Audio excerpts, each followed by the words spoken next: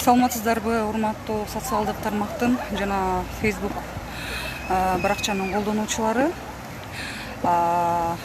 Мен Айнура Асанбаева, Маданият, маалымат жана туризм министрлигинин басма сөз катчысы. Учурда мен Борбордук аянттагы жайгашкан Кыргыз улуттук тарых музейинин алдында турам. Буга чейин социалдык тармактарда ошо тарых музейинин алдын темир менен курчап жатат деген маалыматтар чыгып, коомчулукта ар кандай пикирлер жаратылган болчу. Ошол боюнча мен кыскача түшүндүрмө берип кетүүнү туура көрдүм. Эмесе бардыгыңыздарды ошол түз эфирге күтөм.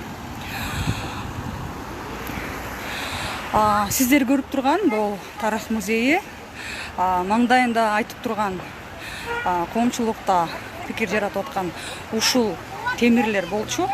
Көрүнүп тургандай, бул музейдин маңдайындагы хромдолгон темир тосмо кашалар 2018 жылдын август айында орнотулган болчу. Андан бери 2 жыл өттү. Бул ошо тарых музейин реконструкциялоо учурунда атайын коюлган болчу. Эң негизги коюлуунун негизги максаты бул тосмо хромдолгон темирдин максаты бул жарандардын жана кичинекей балдардын коопсуздугун эске алуу максатында коюлган болчу. Азыр мен сиздерге көргөзөм, көрүп турасыздар. Бизде мына Борбордук аян бул Бишкек шаарына келген меймандардын, ошондой эле Бишкек шаарынын тургундары атайын келип көңүл ачуучу жер болуп эсептелинет. Андыктан бул жерге ар кандай абалдагы адамдар дагы келиши мүмкүн. Андыктан ошо жарандардын жана кичинекей балдардын өмүрүнүн коопсуздугун эске алуу максатында коюлган болчу. Коомчулукка буга чейин ошо тарых музейин тегерети темир менен курчап жатат деген маалыматтар чыккан болчу.